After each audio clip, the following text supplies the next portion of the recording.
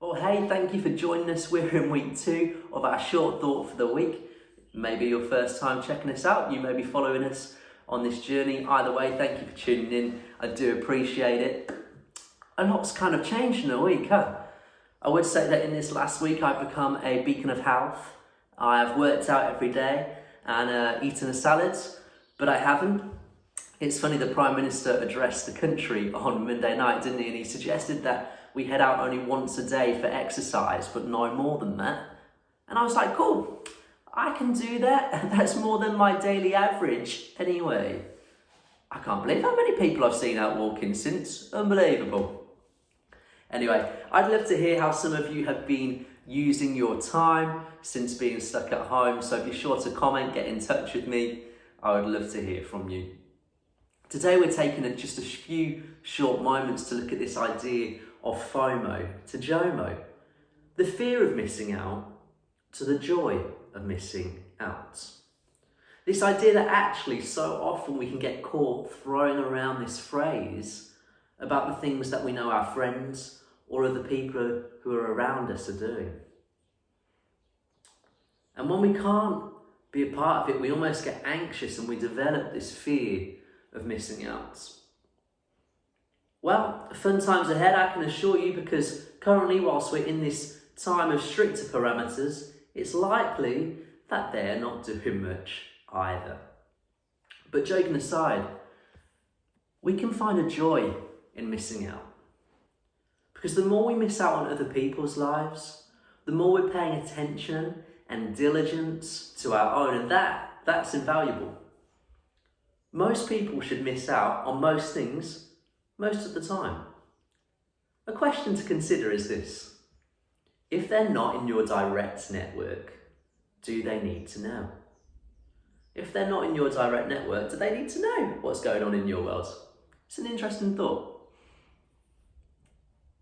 It doesn't always have to be about what everybody else is up to and what they've got that you haven't got, and how you just love to be a part of the next thing that appears on their feeds. There's a profound opportunity for us right now to have and to exercise gratitude and positivity to the things that we've got and what you've been given to take care of and look after. I'm sure you've heard this saying before, that comparison is the thief of joy. It's also one of the biggest drivers of FOMO. However, we're most joyful when we're present to ourselves, present to the moment that we're in. The hardest thing is, it's usually more difficult to take the healthier self-care route because of busyness, because of busy schedules, because of the fact that time just doesn't allow it. But now we have this time of lockdown, we can begin to think purposely, and we can begin to purposefully take care of our health and our happiness. Even today, we're now using social media and various uses of technology to better connect us. We're making technology our friend and not our foe, but can I just encourage you to make sure that technology is being used to keep you connected to your relationships and that you're not just being caught scrolling for the entire day. It's scary, but let me put something into perspective for you. If you spend 5 minutes per day on social media, that's 30 hours per year. If you spend 15 minutes per day, that's 91 hours per year. If you spend 30 minutes per day, that's 182 hours per year. If you spend 1 hour per day, that's 365 hours per year. It's staggering, it's terrifying in fact, and this reveals that many of us have got caught soul searching through streams rather than paying attention to our souls. What was supposed to bring us better connected, a better connection to others, has actually led to an internal disconnection for ourselves and for our souls. For many of us, I'm sure our average is way beyond an hour a day. Can I challenge you to try and cut out or cut down on your app time on different social networking platforms? If you spend 2 hours a day, if you can cut that down by 1 hour per day, you would have 365 hours more in the year to be present. Present to your children, present to your partner, present to reading a book, watching a movie, catching some fresh air whilst out on a walk, learning a new hobby or an activity, playing the piano, dreaming about creative opportunities, creating business ideas. The opportunities are literally endless. Here's 10 steps to help eliminate FOMO. 1.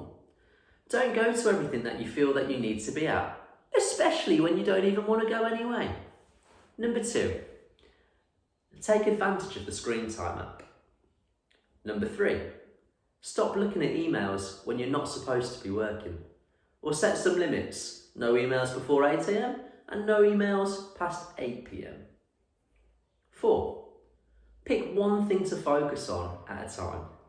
It's proven that our brains can only compartmentalise so much, and multitasking is more of a myth than a modern way of living. Number 5. Accept that not everything is an emergency. Number 6. Just because it's called instant messaging, it doesn't mean that we have to instantly respond. Number 7.